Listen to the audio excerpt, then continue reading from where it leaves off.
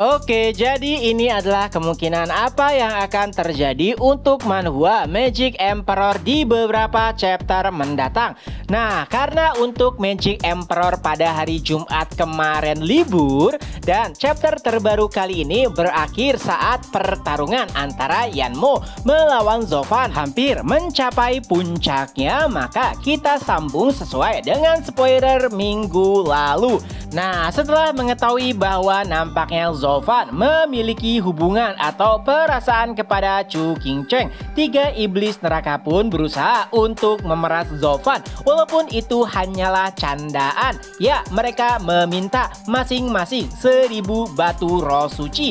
Tentu saja itu membuat Zovan jengkel. Itu bukanlah jumlah yang sedikit, tapi sebenarnya Zovan masih memiliki banyak. Walau demikian, Zovan tidak ingin memberikannya kepada mereka. Ia pun beralasan telah menggunakan sebagian besar batu roh suci untuk menyelamatkan mereka dan hanya tersisa dua batu roh suci itulah yang Zovan berikan kepada mereka, seolah-olah Zovanlah korban sebenarnya. Itu membuat tiga iblis neraka menjadi tidak enak, tapi mereka juga senang karena mendapatkan batu roh suci. Di sisi lainnya, sepertinya Yanmo masih memantau pergerakan orang-orang dari sekte mistik surgawi.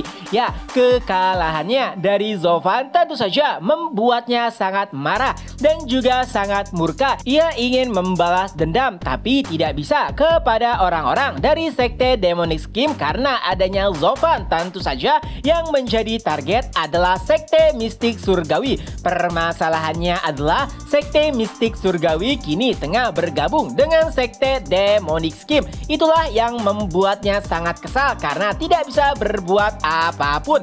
Lalu terdengar suara dari belakang Yanmo. Apakah hatimu merasa terluka karena diejek-ejek oleh sekte yang lebih rendah? Itu adalah sebuah ejekan yang terlalu terang-terangan. Tentu saja Yanmo awalnya bersiap untuk menghancurkan siapapun yang mengatakannya, tapi ekspresinya berubah tak kala mengetahui siapakah yang mengucapkan perkataan tersebut. Ya, itu adalah pria tua yang sebelumnya disandra oleh anggota sekte mistik surgawi, yang mana pria tua itulah yang menjadi alasan kenapa Yanmo tidak menyerang anggota sekte mistik surgawi sebelumnya. Dan tentu saja Yanmo pun langsung bersikap sopan. Ia pun berkata, "Saya menyapa senior, aku adalah Yanmo dari sekte Helion Flame." Ya, semenjak mengetahui kekuatan dari pria tua tersebut, Yanmo sama sekali tidak ingin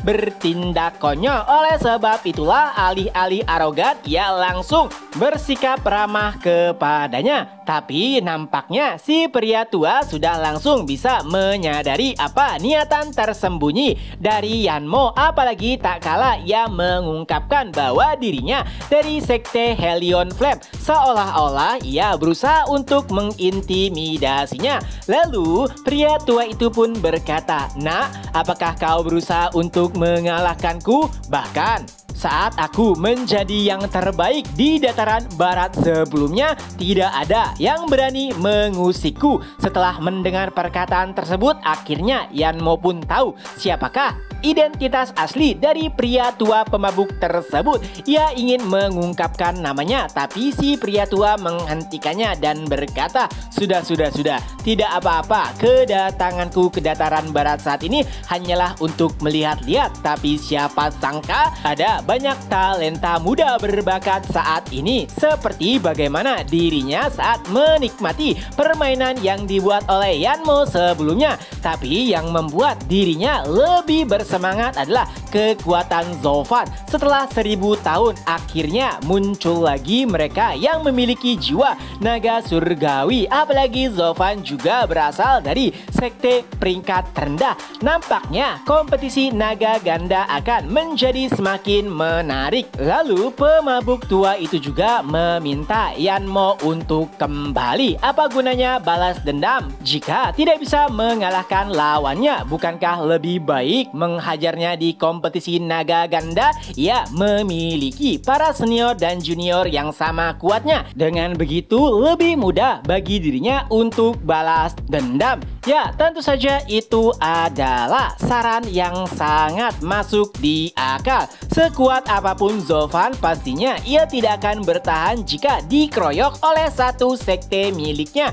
Jadi pada akhirnya Yanmo pun memilih untuk pergi dan membalas dendam nanti saat di kompetisi naga ganda. 1 bulan setelahnya di sebuah hutan dekat Double Dragon Manor, nampaknya penatua sekte Hellion Flame sangat kesal karena Yanmo tak kunjung tiba. Tinggal 1 hari lagi sebelum kompetisi dimulai dan Yanmo masih belum menunjukkan batang hidungnya. Adik junior dari Yanmo menegaskan pasti Yanmo akan kembali, apalagi ia ingin membungkam Wu King yang menjadi saingannya untuk membuktikan bahwa ialah jenius terbaik di dataran barat. Walau demikian, penatua King dari sekte Hellion Flame tetap tidak menyukai sikap dari Yanmo yang tiba-tiba pergi begitu saja dan belum juga kembali sampai dengan saat ini. Hingga pada akhirnya beberapa saat setelahnya Yanmo pun menampakkan dirinya. Adik senior Yanmo berkata,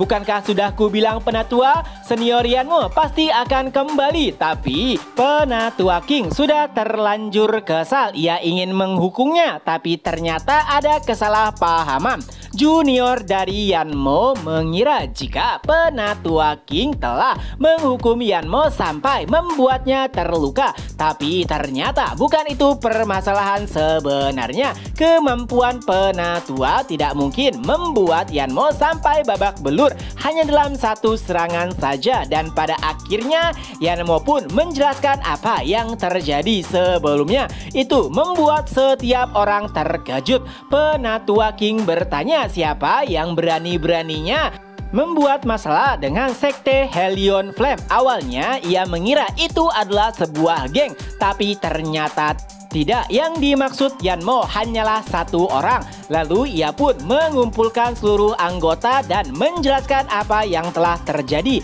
Tapi yang lebih penting adalah jangan membuat onar dengan Pak Tua Pemabuk. Sang legenda dari 800 tahun yang lalu telah kembali.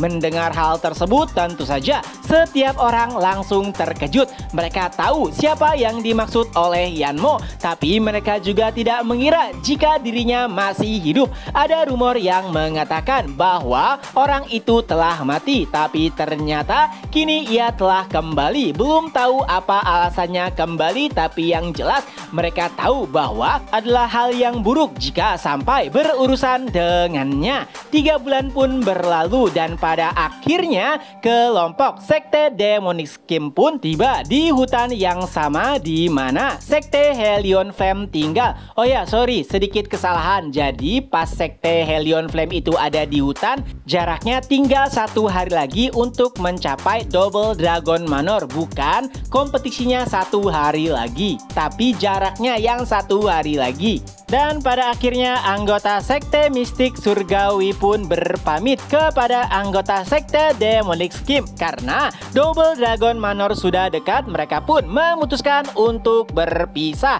Chu Qingcheng berkata kepada Zovan, "Selamat tinggal dan terima kasih. Saat kita berada di dalam, ingatlah kita adalah musuh. Aku tidak akan ragu untuk bertarung melawanmu." Zovan juga mengatakan hal yang sama. "Ya, aku juga tidak akan ragu." Setelahnya para gadis juga menghampiri Zovan dan berterima kasih kepadanya. Berkat Zovan mereka terselamatkan. Lalu Danar pun bertanya, "Tuan Muda Zuo, apakah kau akan membiarkan kami di dalam?" Dan Zovan pun menjawab, "Coba tebak saja." Ya, setelah mengetahui betapa kuatnya Zovan, nampaknya mereka lebih memilih untuk menghindari Zovan daripada harus langsung bertarung melawannya. Dan karena mereka sudah berpamitan, pada akhirnya sekte mistik surgawi pun pergi terlebih dahulu untuk mencapai Double Dragon Manor. Tentu saja ada 1 orang yang merasa sangat senang atas perpisahan tersebut, yaitu Tuan Muda dari sekte mistik surgawi. Dan setelah beberapa waktu, akhirnya Sekte Demonic Scheme pun tiba di sebuah gerbang, yaitu adalah gerbang untuk menuju Double Dragon Manor. Tentu saja mereka menjadi sedikit lambat karena pergerakan mereka yang seperti zombie. Tapi walau demikian, Zovan nampaknya sangat senang dan juga puas. Setelah 3 bulan setidaknya pergerakan mereka sudah seperti orang biasa. Dan jika mereka meminum pil penawarnya, pastinya kultivasi mereka juga akan meningkat pesat. Setelah memasuki gerbang, para anggota bertanya-tanya kepada 3 iblis neraka apakah benar ini Double Dragon Manor karena nampak begitu sepi. Dan saat itulah seseorang muncul lalu bertanya, siapa kalian berani-beraninya memasuki Double Dragon Manor? Dan 3 iblis neraka pun menjelaskan bahwa mereka berasal dari